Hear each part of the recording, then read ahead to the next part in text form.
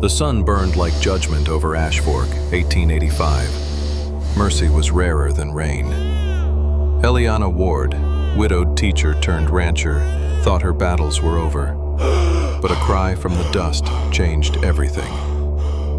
She unearthed not just a man, but a choice that would mark her forever.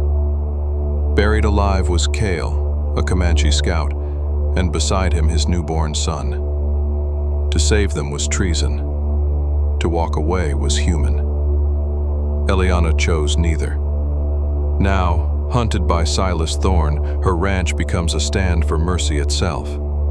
Tell us, where you're watching from, join our Sleep West family, and let's ride into the story. The sun beat down like a blacksmith's hammer on the territory of Ash Fork in the year 1885, scorching the vast cracked plains of the Black Mesa Range. Eliana, a woman of 30, moved with the deliberate, weary rhythm of one intimately familiar with the desert's harsh whims. Her small plot, the wind chime pastures, was less a ranch and more a testament to her stubborn will against the unforgiving land. Since her family's passing, a grief whispered about in the nearby settlement of Dustvale, she'd traded academic pursuits for the grit of the frontier. Her hands now calloused, though her eyes still held the quiet intensity of a former teacher. She was leading her scraggly livestock toward the seasonal trickle of Dry Fork Creek when a sound, thin and desperately out of place, tore through the still hot air. It was a high, fragile keen, not the yelp of a coyote or the bleating of a lost lamb, but something unmistakably human, choked and fading fast. Eliana halted her mare, the leather of the saddle creaking a protest. Her heart hammered against her ribs. She tethered the mare to a sun-baked mesquite and followed the sound, her worn boots crunching on brittle sage and packed gravel. The cries intensified, a raw, deep groan from a man mingling with a newborn's fragile, heart-wrenching wail. Cresting a low rise, she froze, her breath catching in her throat. Before her, starkly illuminated by the midday sun, was a scene of horrifying cruelty. A man, powerfully built and clearly of the indigenous Asha people by his dark skin and the warrior markings on his chest, was buried from the neck down in the hardpan earth. His eyes, burning with a contained, terrifying fury, glared at the relentless sky. Next to him, in a shallow, scooped-out hollow, lay a swaddled infant, buried to its tiny chest, its muffled cry a desperate appeal for life. The churned earth and fresh boot prints around them told a clear, brutal tale of methodical malice. The grim tales from Dustvale of Asha raids and the swift, brutal retaliation of the settlers and hired guns flashed through Eliana's mind. The men who had done this, mercenaries and regulators who roamed these Ash Fork lands, did not dispense justice. They practiced slow agony for profit and to instill fear. She could turn back, pretend she'd never seen, preserve the fragile peace she'd built for herself, but the infant's gasping sob, a sound of raw life refusing to be silenced, smashed through her caution, binding her to the spot. Dropping to her knees, she found her small trowel and began to dig. The soil was a dense, concrete-like binder that fought her every scrape. Her palms immediately tore open, blood mixing with the dust, yet she drove the tool like a piston, fueled by a surge of fierce indignation. The baby quieted, sensing the shift in the earth's grip. The man's dark gaze, unwavering and watchful, studied her. "Why defy the law of the desert?" he rasped, his voice rough as grinding stone, the first words he spoke. Eliana didn't answer, her breath burning in her throat, tasting of dust. Her arms screamed with the effort. The midday sun beat down relentlessly. She freed the child first, lifting the feather-light bundle, a boy she saw, and held his soft weight against her chest. His whimper softened to a tired sigh. She used her knife to cut the leather binding his blanket, then turned to the man. She gouged and hacked at the unyielding ground until finally his shoulders broke free. He exploded upward, shedding dirt like a wild beast waking from a deep slumber. He was tall, powerfully built, and instantly scooped his son from her arms. He introduced himself simply as Kale, a scout for his people. The child, Ren, was his son, birthed on the run from a brutal siege that claimed his wife. They were marked for annihilation by those who saw the Asha presence as a barrier to their expansion and wealth. Kale's jaw was granite as he met her eyes. "You're a fool to save a stranger. Thorn will hunt you now." "Then let him," Eliana replied, her voice firm despite the violent tremor in her hands. She pointed toward the distant, low silhouette of her ranch house. "My shed. We must move now, before the heat gives way to night, and they realize their justice has been undone." Kale nodded, the flicker of surprise replaced by a quiet watchfulness. Clutching Ren close, he followed her through the rapidly cooling late afternoon, their shadows long and angular over the broken ground. Eliana did not look back at the gaping holes. She had not just unearthed 2 lives. She had unearthed a commitment she thought she'd buried with her own past. As the Ash Fork evening began to descend, silent and vast, Eliana led Kale and his son toward the dilapidated hay shed behind her house. The scent of danger, she knew, would travel faster than they could. She forced the door open and ushered them into the gloom, lit only by the starlight filtering through the gaps in the warped wood. Kale set Ren in a corner nest of moldy hay, his eyes darting across the shed's interior, assessing its defenses. "This is a shallow grave compared to the last," Kale murmured, his voice a low vibration. "But it buys us time." Eliana found a canteen and a stale heel of bread, offering them to him. Their hands did not brush. The exchange was pragmatic and professional. "They'll return with the dawn," Kale confirmed, his gaze fixed on the hinges of the door. "Silas Thorne leads them. He's a tracker of reputation, and his men answer only to coin. The lie they spread is that I stole gold and murdered a trapper to justify the bounty." Eliana's hands clenched. She knew the name Thorne, a contract hunter known for his relentless, cold precision, never losing a quarry, never taking them alive. "Why didn't they just kill you?" she asked, kneeling, her voice low. Kale's eyes seemed to gather the shadows. "They want the message to sink in. They want the tribe to see that even a scout, even a father, can be broken. My wife, Willow, died bringing Ren into the world. I sought safe passage, and they saw a chance to erase a line of defense." Eliana swallowed, the echo of her own, quieter grief over her town-bred husband's lingering sickness, feeling distant now. Kale's loss was immediate, violent, and purposeful. "He'll have to come through the shed first," she stated, the steel in her tone surprising them both. Kale offered a faint, fleeting upturn of his lips.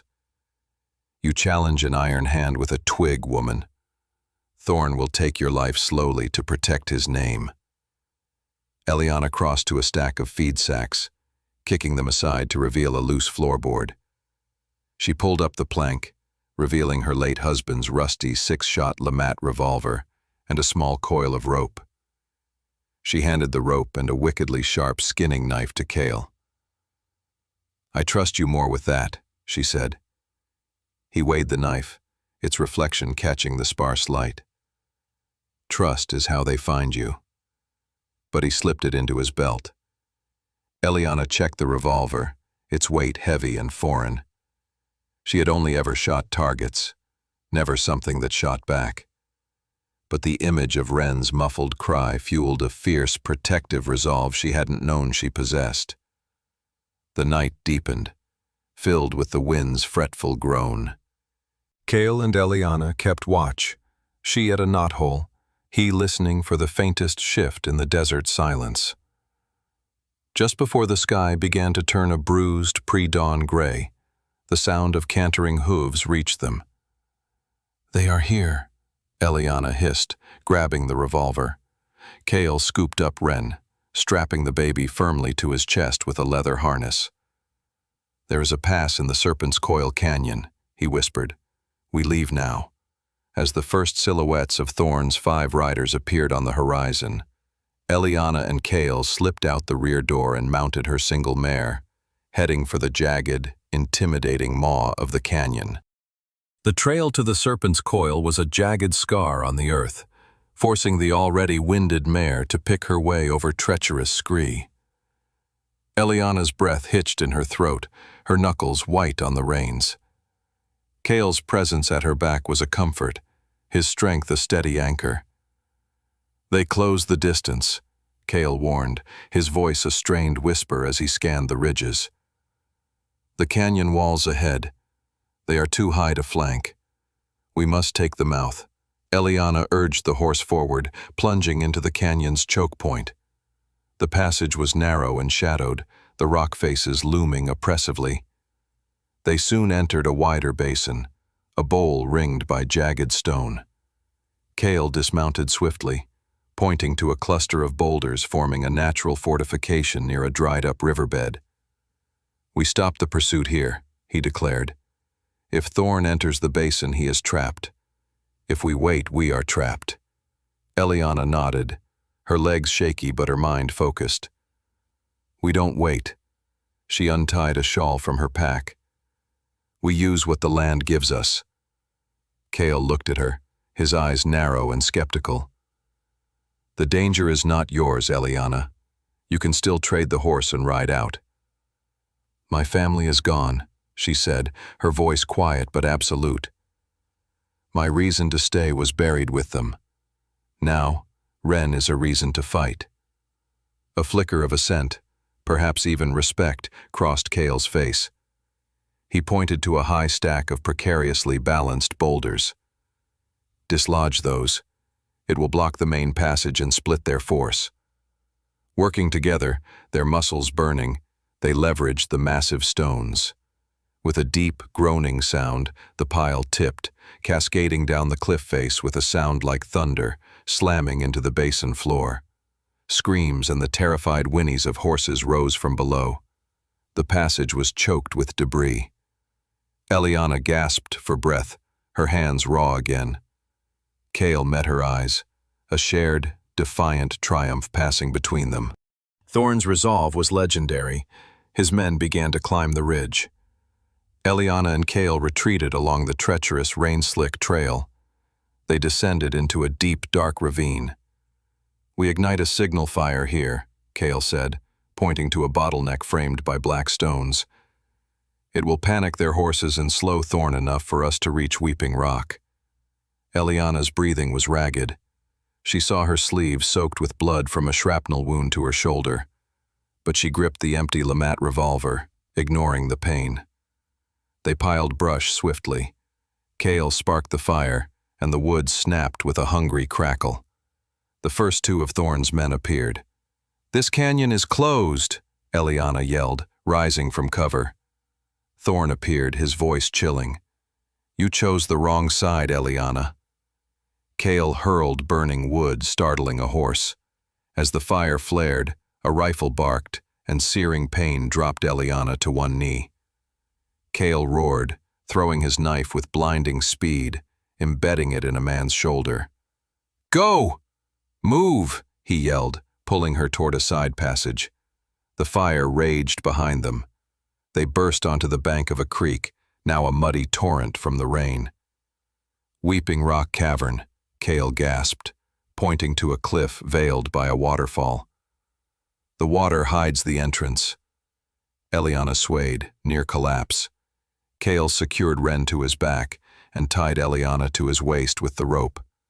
They plunged into the icy flood. Cale's strength fought the current, pulling them toward the mist-shrouded cliff. Inside the cavern, they collapsed. Cale quickly examined her shallow shoulder wound, binding it with herbs. "You fought well. You did not flinch," he murmured. You could have left me, Eliana whispered, raw. A life for a life, Eliana, Cale replied, his eyes intense. I will guard yours until the debt is paid.